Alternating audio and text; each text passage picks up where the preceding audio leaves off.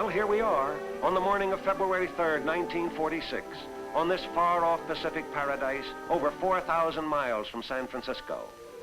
There are only 167 human beings here, 60 of them children.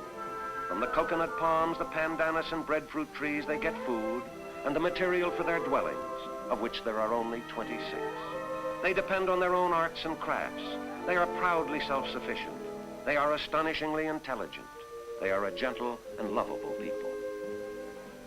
Yes, life is simple and beautiful on Bikini Atoll until today, February 3rd, 1946, when there enters into Bikini Lagoon a fateful thing, a grim, huge symbol of civilization in its most terrifying form.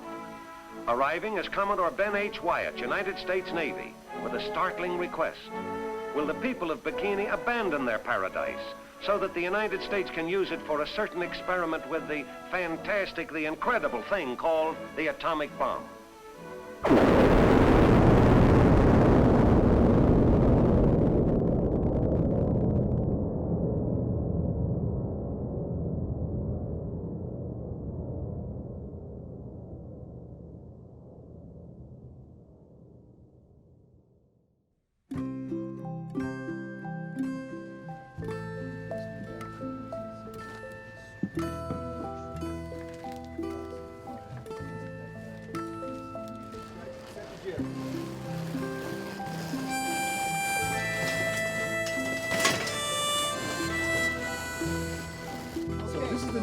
This is where we start the engine.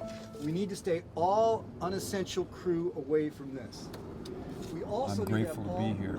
I've been the skipper of this vessel for a couple of months now. You know, this is a very small vessel with a big mission. The wind is calm now. What we generally get is we get that westerly flow, and it's in San Diego. I'm retired, and we've got a 2-year-old grandson. And whenever I think of him, I think of the future that we're going to leave. And I've got to be involved in this. We've got to leave a better legacy than what we've got going on right now. I got involved in peace work in 2006 at a time when I didn't even know there was such a thing as a peace movement. But I met my partner and I asked him, what do you do? And he said, I'm a peace activist. So that same year we both joined Veterans for Peace. He's a veteran. My partner Helen and I have been involved with it for the last 3 years. We've been trying to bring the whole mission into fruition, and quite successfully. We have a huge family of people who've crewed the boat and people who've organized the events and people who are supporting us in various ways. One of the 5 principles, founding principles of Veterans for Peace, is to end the arms race and ultimately seek the elimination of nuclear weapons. This boat is an icon for that because it represents a different way of thinking about how to do protests. You know, the original folks who did the protests were not making any traction. So they came up with the idea of how can we grab public attention, and that is, let's get a sailboat, sail it from Los Angeles to Hawaii and then to the Marshall Islands. And let's cause a disruption of the nuclear testing that's going on in the Marshall Islands. August 6th, 1945, the first atomic bomb ever to be used against people was dropped on Hiroshima. And August 9th, again on Nagasaki, a different kind of bomb was dropped. At the time, Albert Bigelow was in the Navy. He was a 30-year Navy captain. He was in Pearl Harbor at the time that these bombs were dropped. And it was so horrific to him that he quit his Navy commission a month before he could have retired with full pay out of protest of the dropping of the bombs. His family, a Quaker family, later hosted the Hiroshima Maidens, who came over to New York for plastic surgery, reconstructive surgery, so that they would be in less pain and could lead a more normal life. The United States continued to develop newer, bigger, better bombs, and there were a whole series of atomic bomb tests in the Marshall Islands. They were producing elements that don't exist in nature. One of those elements is strontium-90. It acts very much like calcium, and it was blowing all over the planet. And because it acts like calcium, it was getting into our babies' teeth and bones as they were growing. They were getting into mother's milk and cow's milk. and women were testing their milk for radiation before they would feed it to their children. So because of all of this and the major concern about radiation poisoning in our atmosphere, a group of Quakers decided that they wanted to do something about it. And they started the way you would normally start to try to change something. They wrote letters to the editor, they wrote op-ed pieces, they demonstrated in the streets, they wrote to the president, they tried to call their members of Congress. They did everything feasible to try to stop the nuclear bomb testing.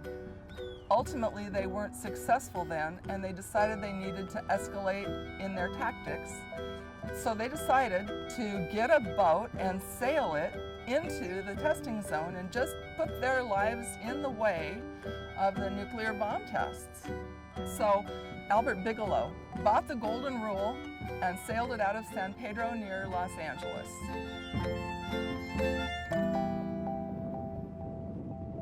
Really, it's a dream come true for me. It's a dream come true to be able to be a part of this movement that began before I was born, and now I'm able to use what skills I've obtained over the course of my years to engage in resistance to the abomination of nuclear war and war in general. We want to help the public understand that there are other ways to deal with potential conflicts with other countries than to declare war or even threaten war, or even for our country to be constantly preparing for war. We spend over half of the IRS income tax dollars on war. War is so nonsensical to begin with. It doesn't solve anything. It always ends up where you have to be talking in the end and why not be talking in the beginning. It's just a proliferation of the military-industrial complex, which is what Eisenhower warned against. It's taking all of our money away from our schools and our health care, things of great importance. Yeah, well, I think the Pacific Ocean should be living up to its name because Pacific means peaceful. So I would like for this to be the Pacific Ocean. What's happening is that all the nuclear powers are developing their nuclear weapons, and the U.S. has recently committed itself to $1 trillion over the next 30 years to modernize and actually create some new nuclear weapons that are smaller, more tactical, more usable, to make the possibility of a nuclear war even more thinkable is what's happening right now. They maintain that they need nuclear weapons for their whole security strategy, but you know, what kind of strategy is that? Mutually assured destruction.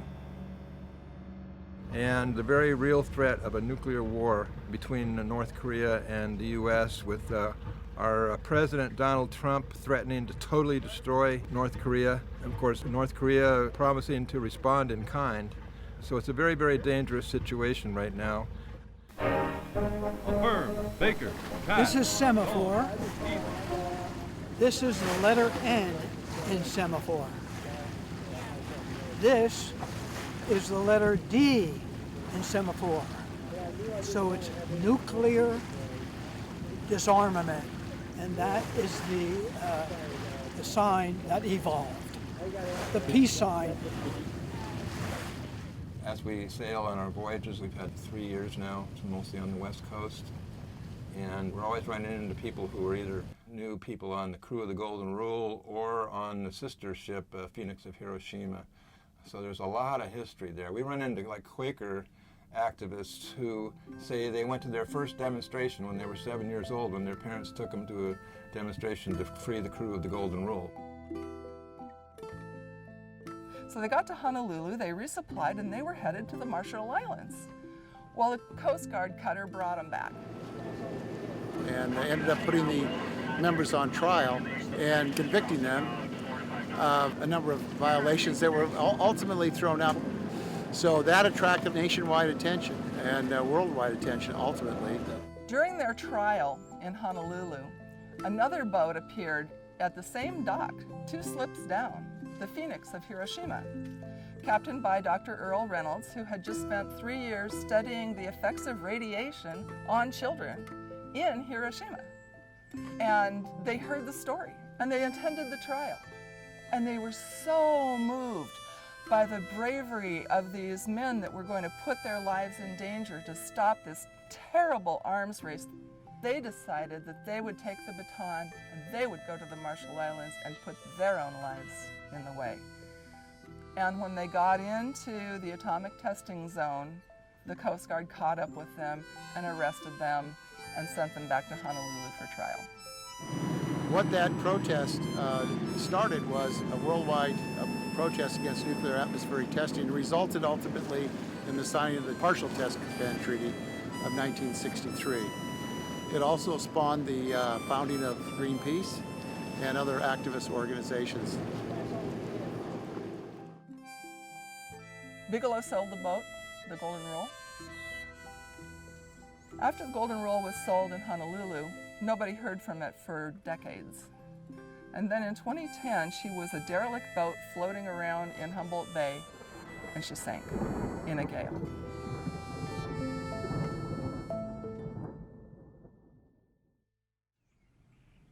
We're about to be in the Air and Sea Show that the Navy puts on. When you bring the Navy warships and the warplanes into a city, what you're doing is normalizing war. It's a way to desensitize, especially our young people, but also the voters, to think that militarization of our country is a normal and okay and good and maybe even glorious thing. It blows my mind. I mean, that people aren't thinking about what this is doing to their kids. We're surrounded by machines of death and destruction, and everybody's running around like this is so cool and amazing. The government of my country is the greatest perpetrator of violence on the globe, to quote Martin Luther King. And so the air show is sort of a celebration of all that global murder and imperialism. We have to use the Golden Rule while we're here to show our resistance to that militarism. You know, I only wish I could do more. Now, I wish I had another lifetime that I could spend, but that's not the case. So I'm going to do everything I can to resist this anti-human, environmentally destructive, and morally defective military-industrial complex as it expresses itself here in San Diego in the Air and Sea Show. The boat disappeared, but we found it in 2009 in Humboldt Bay. Leroy Zerlang had his crew pull her up into his boatyard. He was going to burn her. So she faced a watery grave, then she faced a fiery grave, and then Humboldt Bay Veterans for Peace and Quakers showed up and they said, Leroy, we think we want to restore this boat. Could you give us a year in your boatyard? And we want to rebuild this boat. We went and visited the Golden Rule in 2011, and it was a wreck. We visited her again in 2013, and she was starting to take shape and look a little bit like a boat. They relaunched it June 15th, 2015. Then we took off July 20th. We stopped in 10 different ports of call. Our second seasonal voyage, 2016, we went all over the waters of Oregon, Washington, and British Columbia, where we were able to give 23 educational presentations. And this gives us a talking point, a point of attraction to communities that we go into to draw people in so that we can get the message that there is no room, no place in the world for nuclear weapons. We're going to go dish out some peace today on the ocean. Run her up, run her up, run her up, run her up. There you go. Run her up. Pull down all the body weight.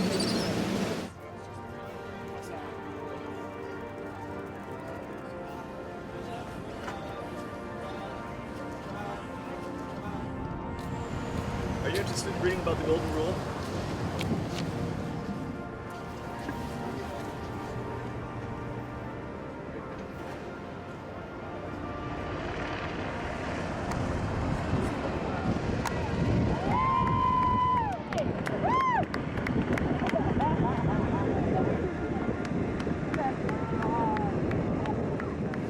They grab us when we're young, man, because they can manipulate us. The brain's not fully developed until you're 25 years old. That's why they want you when you're about 17, 16, you know. Come here and sign down on the dotted line, man. We're going to make a killer out of you.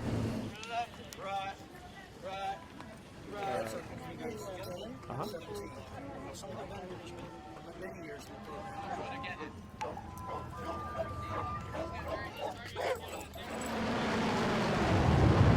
joined the U.S. Marines at a high school.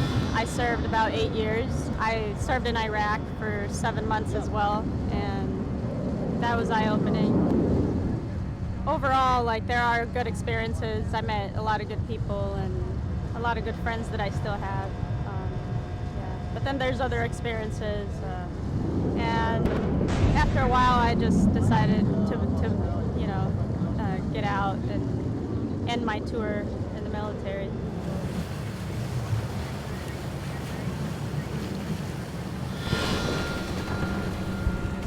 I was only in the military for 4 years, the early 50s in Korea.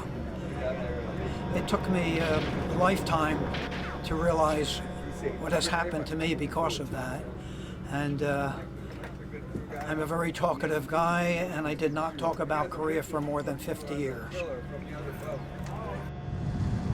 Yeah, I guess I'm not ready to like talk about that part. Yeah. When I flew back from Da Nang to Japan on a C-141 Air Force plane, I was flying with 200 caskets that were American military people flying home, and there were about 3 or 4 of us. And we sat there for 8 hours with all these caskets that were there. And the thing that went through my mind was the tragedy that these families would have to face. Their life would be ultimately changed. And right then and there, I thought, I can't be a part of any of this anymore, and that I have to do something to change it.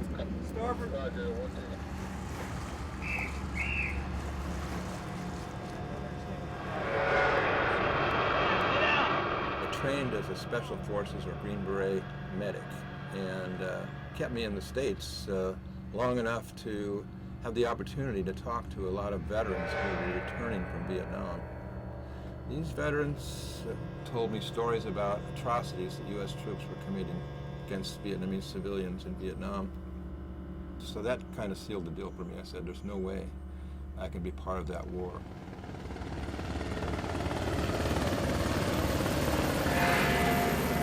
I was in on the illegal Cambodian invasion under President Nixon. I am a combat vet, and I was a door gunner on the way out. And 10 months into it, I had a moral decision of not carrying a weapon and not participating anymore. And they stripped me of my rank and my medals. I was probably emotionally breaking down from a lot of the combat that I've been in.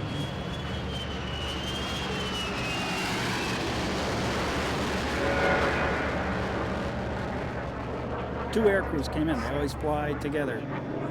And they came back and they were patting everybody on the back and shaking our hands. And I mean, these guys were really hyped up.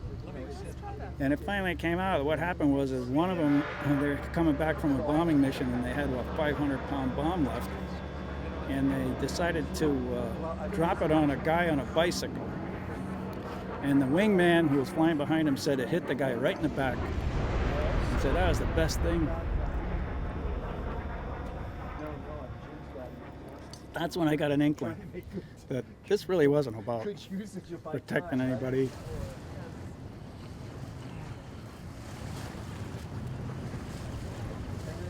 It's a shame. We got a boat coming up on your starboard. Being ashamed of myself.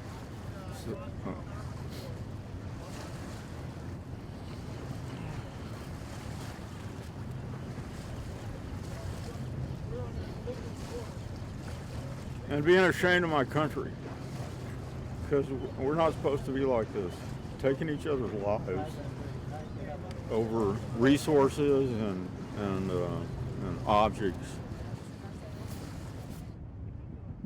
I think we bring a unique perspective, and look at the American people usually honor the military. Whereas other people, they may say, you know, that's just some sort of peacenik, I don't need to listen. But when veterans who have, that are members from World War II to Korea to Vietnam to the current conflicts in Iraq and Afghanistan, people will at least listen to you. They may not end up agreeing with you, but they'll at least give you the opportunity to express their view. And I think that's what makes the position unique. I'll see you there. I hope you will. Come into the meeting. We'll all be happy to see you. Okay. It feels nice to be on here. It just feels more in line with, you know, me and my spirit. He's 41, I'm 70. And here we are, a generation of veterans out here on the water, floating for sanity in an insane world. We've been specifically sailing in support of the United Nations Treaty on the Prohibition of Nuclear Weapons, which just passed last month or so, 122 to 1 in the United Nations General Assembly. So it's a very exciting development. If you love this planet, you will sign this treaty. Nuclear weapon has always been immoral. Now they are also illegal.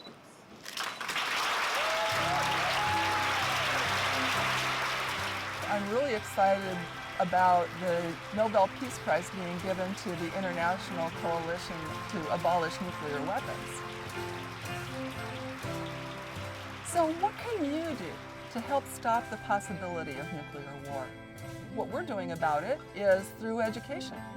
You could join our team. You could be an author, a speaker. You can donate.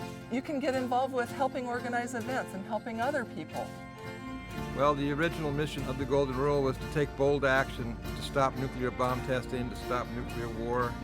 So we've decided to head for the Pacific, where the action is at this time. We're planning to go to Hawaii, where the crew originally went, to Honolulu, and they're also facing real threat and fears of nuclear war in Hawaii right now, where they've just resumed a whole statewide alarm system for the event of incoming nuclear weapons. Then we're going to go on to the Marshall Islands, where the original crew was headed. The Marshall Islands continues to suffer from the results of all the nuclear bombing that was done. There's a very high cancer rate there. From there, we would head to Guam, to Okinawa, and it's from there that bombers are flying over the Korean Peninsula. Then we want to go to Japan no later than 2020, when they're going to be commemorating the 75th anniversary of the horrific U.S. nuclear bombings of the civilian populations in Hiroshima and Nagasaki. If possible, we may even sail the Golden Rule right to the Korean Peninsula with our message of peace. It's time to sail this little boat across the Pacific once again to put ourselves in the way of nuclear war.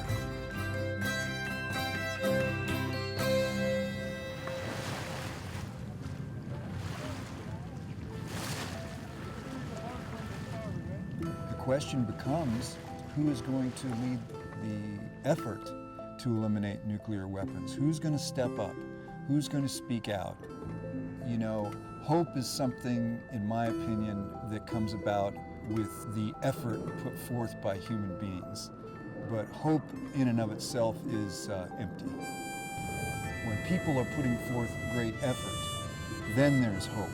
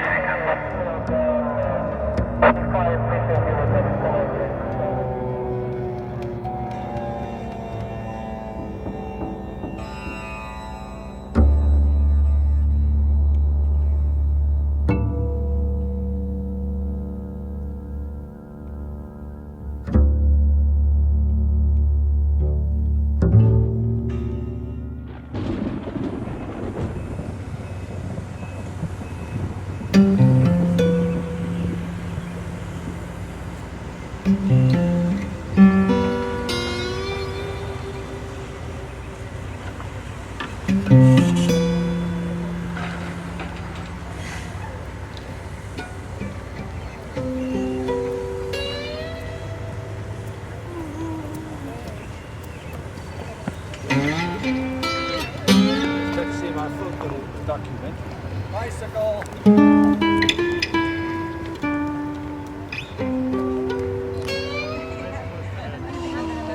Here's a biker Sorry. I've just been doing it so long, since I was a teenager. I've been an activist, and now I'm getting old, and this is how I've interacted with the world. I think that it would drive me nuts to watch the news, listen to the radio, and read a newspaper, and not take some kind of responsibility. So let's keep walking. Thank you. Hello! I'm 74 years old, and I've just come to active peace work in the last 7 years when we invaded Iraq. I just thought we would never do it. I served in the military in 1958 to 1961, and I knew we were doing things wrong, and because Vietnam was right then, but I left it up to other people to do it, I'm not the world's greatest speaker, so I gravitated to joining Veterans for Peace and carrying a peace flag throughout the country. So these are things that we think about as we walk along. I was at Loyola University's campus, and the Vietnam War was still going on. But I remember so clearly Gary Soltis came up and asked me would I want to go to an organizing meeting to organize resistance, nonviolent resistance. And I made up some excuse. And then I headed right toward a pinochle group in the student union, which is what I was really going to do. And a friend of mine said, what did Gary want? And I said, oh, I don't know, I think he just doesn't have anything better to do.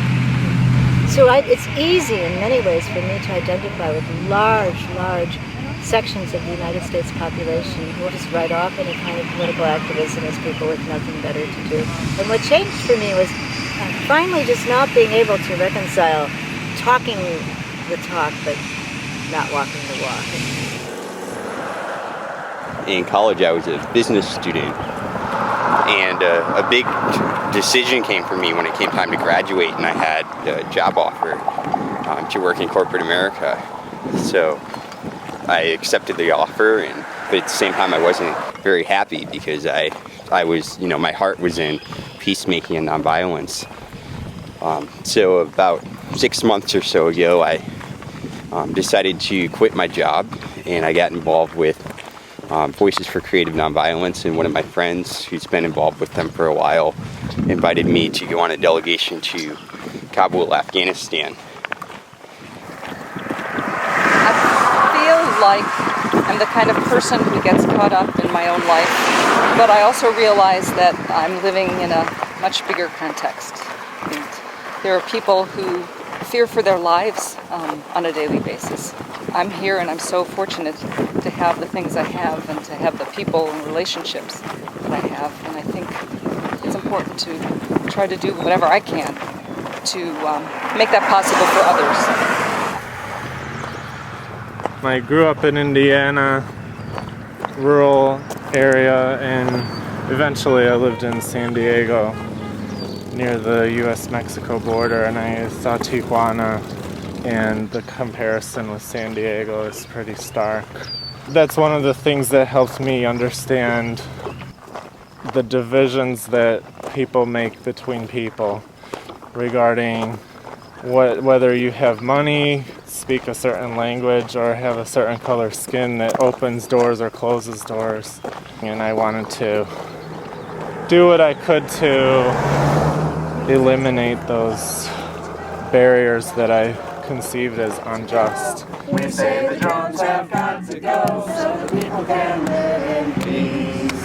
I have finally come to realize that this type of nonviolent social protest is an integral part of driving public policy.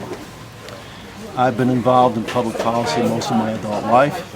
and I've done it in a number of ways. I've worked for government. I am a practicing attorney. I'm deeply troubled that so much of our tax money and our personal resources are being diverted to military uses. But the drones, in a sense, most of all, it's as if it were a culmination of how badly we as a nation have gone off track. I'm from Des Moines, Iowa. The military is planning to install a drone command center. This is going on right in my community, so I felt a responsibility to speak out against it. For me, it's as much a faith thing. People are supposed to be compassionate. It's one thing that all religions talk about, and yet where do you see it? I never really thought my religion was going to give me the opportunity to live out my political beliefs, but it did. So I'm non-religious. I had a conversation with the Buddhist nun that I walk mostly with, and she would say, "Jules, you are," and we settled on spiritual. Spiritual is, I want to do good for other people. I want to live in a better world. Volunteering and tutoring with some refugees from Afghanistan, Somalia, countries that have been really affected by war really changed my life. So really, I don't operate from a perspective of religious faith per se or anything like that, but just driven out of kind of the golden rule, doing unto others as I would have done unto me. And we wouldn't tolerate this kind of action here in our own country, and it can't be good for people in other countries. I was a child during the Vietnam War. I remember all those horrifying scenes on television. There were kids who had been burned by napalm who were running naked. I thought, how would I like that if it happened to my little sister? I did my first civil disobedience action in 1986. We blocked the doors to the federal building and we sang, "We shall not be moved." And of course we got moved.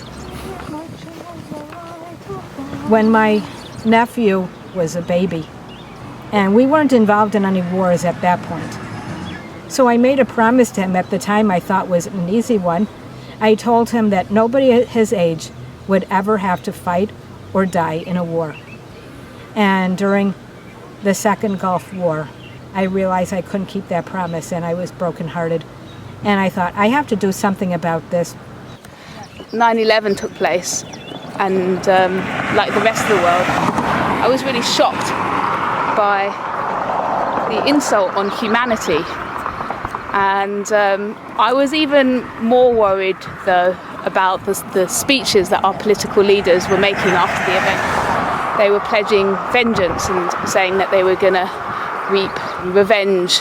And I could just see at that moment years of desolation in various countries and ordinary people ending up having to pay the price for political foreign policy. So it was at that point that I felt moved. I had to do something. What happened with the U.S. response to 9/11 in our names, with our money, I couldn't live with that. I couldn't sit still. I've been doing a lot of traveling as a peacekeeper and as a citizen diplomat to various places of conflict in the world. I was through Iowa in 1986 on the Great Peace March. We came through Nebraska. They weren't friendly at all. They weren't receptive at all. But as soon as we stepped into Iowa, one of the marchers said, it's like coming into heaven. I go to D.C. pretty regular for demonstrations. I heard a congressman say one time that these demonstrations mean nothing to me. Percentage-wise, it's a minor percentage of people that come to the demonstrations. So it's just human nature that some people are going to be active and some people are not. Like, for instance, one of my neighbors, she said, well, what's wrong with drones? Well, I'm sure eventually I'm going to be able to convince her what is wrong with drones. But that doesn't mean she's going to come out and be an active supporter. It's like the 100th monkey. When you get enough monkeys seeing things done one way or another, then the whole troop comes around and acts in a particular way. Next thing you know, I'm getting on a plane and walking 195 miles across Iowa. I just think, well, you've got to do something with your life. Why not do something productive? I only tell my best friends, so don't tell anybody this, that I can't do anything really. Anyway, I can do this. Well, first of all, what I do is I'm a sport person, and I carry everybody's luggage and some of the food and try to keep the van running. My van made it here. It'll probably make it back, maybe. And if it doesn't, I know how to fix it, probably. I think I found out 34 years ago that if you have an opportunity to do something, jump at it.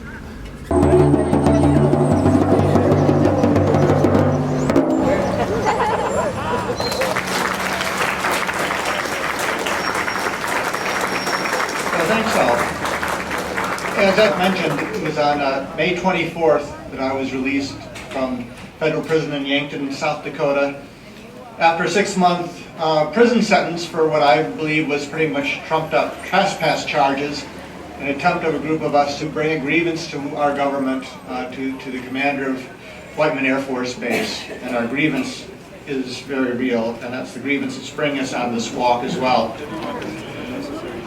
I'll tell you, this walk is really great. I just walked the last 5 days, some 70 miles, and it's as though in the prison yard, walking in this tight circle, hours every day, and stewing over these things in my mind, and it's like suddenly like a tightly wound spring, and I'm able to go around and meet with people and talk with people and walk in a straight line again.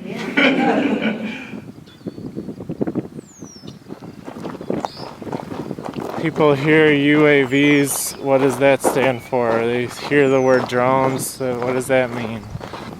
It's the choice that the government actually actively makes to not talk about this very much. You know, the whole thought that a drone can make you safe, to me, it's making the whole world less safe. It builds on people's fears. Well, knowing that the drones absolutely are killing innocent women and children, it's a cowardly way to carry on a war. You know, while we were walking, the head of the FBI admitted that the United States is using drones to spy on American citizens. And while we're walking, the CIA tells us that they don't know the identity of 25% of even the targeted victims of drones. While we were walking, Brandon Bryant got on the Today Show and spoke about the damage done to his soul and his psyche, operating these drones. There's people, they're just sitting at computer screens. They're thousands of miles away from their victims. And I thought, I wonder what these men feel like, killing people, seeing their victims up close, but on the other hand, not really seeing them as people. And then going home, it must be this horrifying disconnect. The drone operators who then are following those high-value targets are really following them. They know who that person is in terms of their home, maybe their mosque, their patterns of work. And then if the order comes, impact, and they have to blow that person to bits. And others who might be in the same room or the same car or the same rest stop, that can be very, very traumatizing. I think that the United States government's use of drones is a form of terrorism. They make more enemies every day. Every time, imagine your own family. If a drone kills your children, and you know it's the United States or Great Britain that dropped the bomb, it would only be human that you'd be more than a little upset. And this whole idea of having drones because they're safer for our servicemen and women blatantly says to the world, well, we're more important than anybody else. We heard from several of the peace volunteers who live in Afghanistan every day, children who are afraid to play outside. They hear the drones flying overhead and it terrorizes them. And it wasn't enough, but to be able to apologize to them for the war, and to say that they do have friends in America and that we're willing to stand up and say that drones are wrong.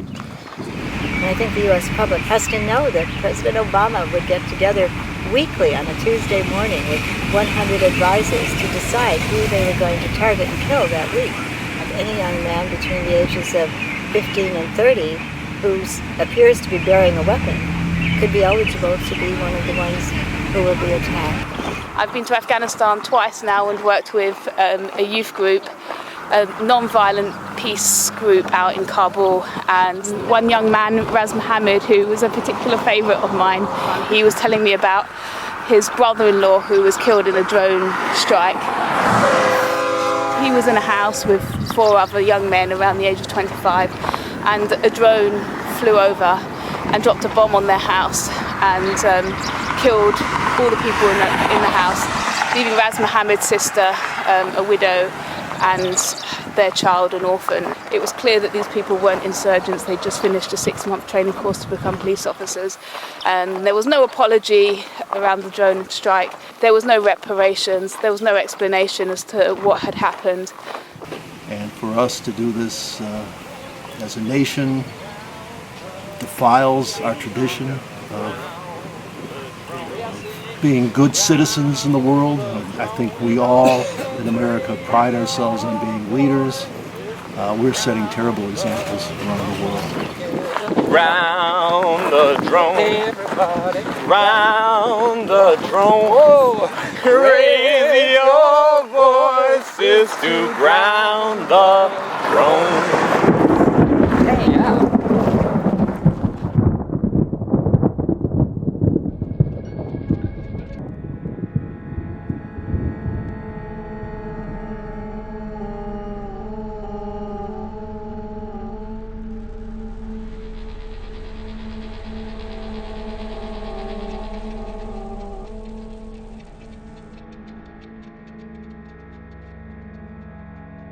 So on this morning, just about dawn, there were about a dozen U.S. Special Operations soldiers on the ground in Afghanistan. Sun is coming up. They see 3 vehicles going through the mountains. The drone operators asked the A-team on the ground what it wanted to do about the suspicious vehicles that may be threatening them. Roger. Ground Force Commander's intent is to destroy the vehicles and personnel. Oh, sweet target. But this was a group of mere men, women, and children, rural people going to the capital city for all kinds of stuff, going to the pharmacy, shopping, more than 24 people. The Predator pilot thought he saw a rifle inside one of the vehicles. See if you can zoom in on that guy. He told the camera operator. Is it a rifle? Can't really tell, but it looks like an object. And then again the camera operator says, that truck would make a beautiful target. But fortunately, the screeners in Florida spotted 1 or more children. Bullshit. Where? The camera operator said. I don't think they have kids at this hour. Why did you say possible child? The pilot said. Why are they so quick to call kid but not call rifle? By this time, the A-team radioed that its captain had concluded that he had established positive identification based on the weapons we've identified and the demographics of the individuals. The pilot replied, we are with you. So the order was given. Hellfire strike the first and third vehicles, and they burst into flame. Dead and wounded were everywhere. The Predator crew in Nevada was exultant. But then the screeners in Florida realized something was wrong. What are those? Women and children. The Predator's mission intelligence coordinator answered. That lady is carrying a kid, huh? A baby, I think, on the right. Yeah. They surveyed the damage, the carnage, seeing other children. The Predator crew tried to reassure themselves that they could not have known. No way to tell, man. And the safety officer said, no way to tell from here.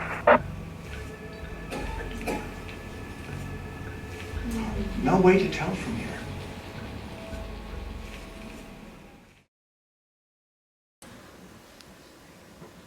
We should have Hakeem back now. Hakeem?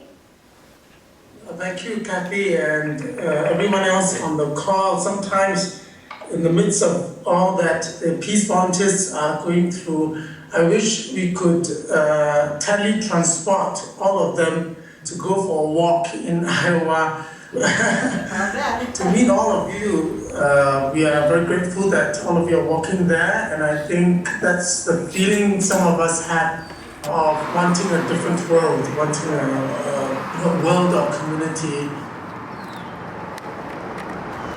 I enjoy walking, so walking for a cause is enjoyable to me. But since I'd never done a peace walk, there was a lot about it that was new to me and that I didn't know how to prepare for it. I knew all along that my pace would be slower than a lot of others, if not everyone, which is the case. But I'm very pleased that my boots have been serving me well and my feet have been holding out. I sign petitions and I try to write letters and contact my representatives, but to get out and use your feet is very special. I think that walking is a good way of raising awareness. We've met a lot of people. I think we've opened some hearts and opened some minds, and opened our own hearts and minds in the process. We just make converts one at a time. All the people we connect with on the road, the people we see at our speaking events, people we stay with. We're out looking for our geese. Oh, really? And then some guy came to our place and said, "There's something going on up there. Stopping traffic." I doubt they're stopping. I really doubt they're stopping any traffic. I definitely agree with that. We are so fortunate to be on this walk. We're seeing this beautiful state in a way that there's no other way to see it. We're not just walking for justice, we're walking for our lives.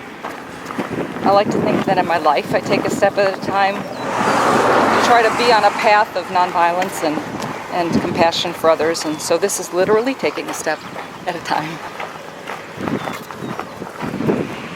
There's a sense that I have of motivation coming from falling in love with people, and that's what I think happens a lot of times on the sorts of projects I and others have become involved in. If you know, you're meeting some of the finest people in the world.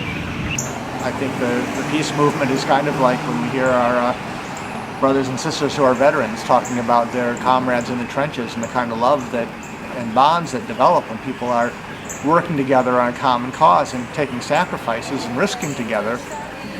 Yeah, a wonderful family, and these walks are opportunities to spend time with these people that we love. Ain't gonna study war no more. Ain't gonna study war no more. That'll work.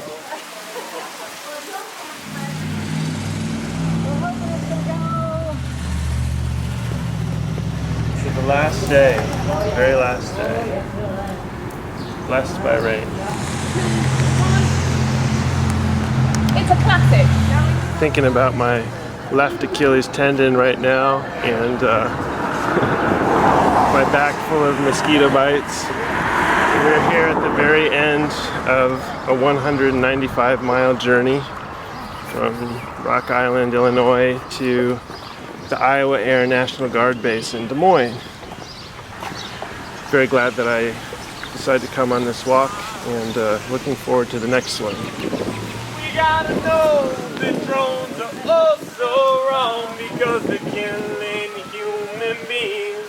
Even if we don't hear the screams or watch the children bleed.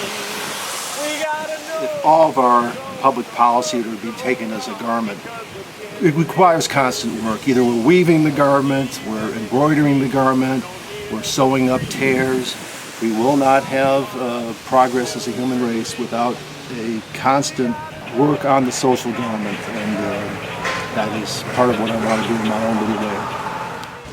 Why are you walking 195 miles, or why are you fasting for 30 days, or why have you gone into a war zone, or why have you gone into jail? Democracy is based on education and information, and when we have the information that needs to be shared in order to create a more democratic possibility in this country, then I think it's important to find the most dramatic ways to share it. If you want security, demand the drones are banned. If you want security, extend an open hand.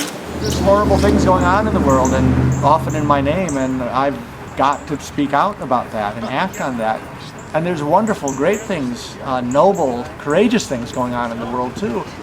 And equally, I have to be a part of that too. Even if it's uncomfortable and exhausting and sweat producing, if I can give of myself for a week or two to say this is wrong, it seems like a very tiny sacrifice to make.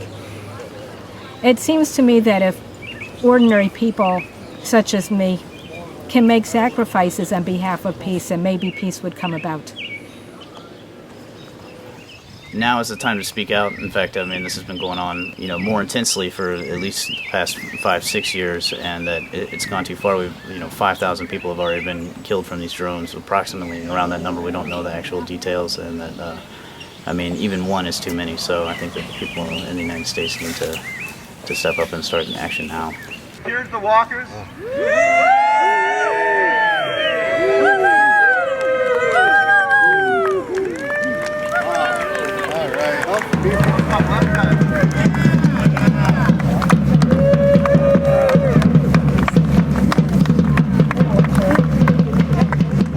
My recent prison sentence, and if this walk and other things we've done over the years, we have had a modest effect on this country and on framing the debate about these drones and about U.S. foreign policy.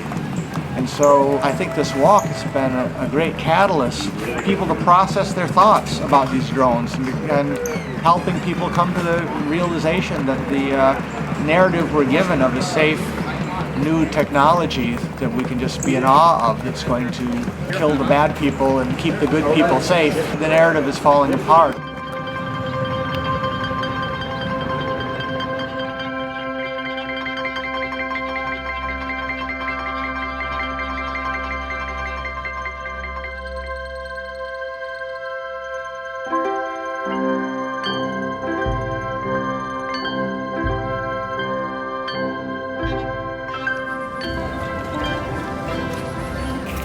I think I'm feeling good. I think that we're accomplishing a lot. And there's a lot more to do. So, onward. Might need a new pair of shoes.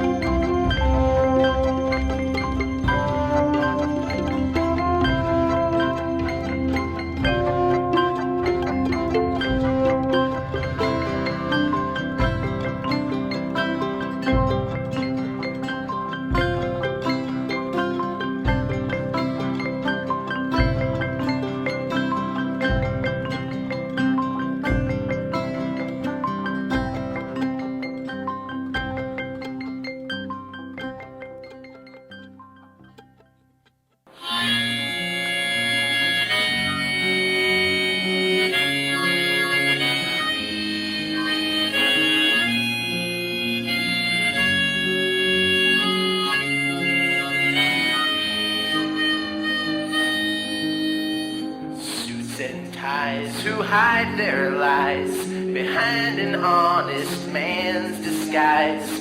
Watch them look you in the eye and sell you what you shouldn't buy. They will promise you the world, and then from left field they'll throw a curve. So don't believe all that you've heard, trust in no one, take my word. One thing you can know for sure, they have it all and still want more. shake your hand, then point their gun, then they'll take the money and run. See them dance their crooked waltz through the halls of concrete vaults. They control your needs and wants, makes you wonder who's at fault. No use trying to share the wealth, 'cause they've got theirs and yours as well. They'll make you second guess yourself. You might be right, but who can tell? They prey on sinking ships of fools. They twist the truth and bend the rules. Yes, this is how they have their fun, when they take the money and run. Yes, they'll take the money and run.